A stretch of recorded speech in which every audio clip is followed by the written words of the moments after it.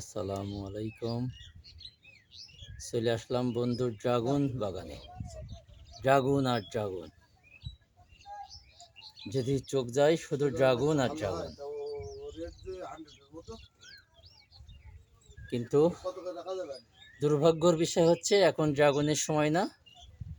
আমরা ড্রাগন এখনো 1-2 মাস পরে ফুল ধরবে, ইনশাল্লাহ তখন আসবো। তখন ড্রাগন হইতে থেকেই আমরা ড্রাগন খেয়ে আপনাদেরকে দেখাতে পারবো। এখন কোনো গাছে ড্রাগন নাই, যেদিকে চোখ যায় শুধু ড্রাগন আর ড্রাগন।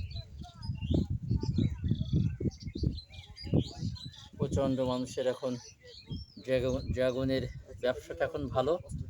মানুষের ফসল খেতে এখন বেশিরভাগ মানুষ ড্রাগন আবাদটাই বেশি করে।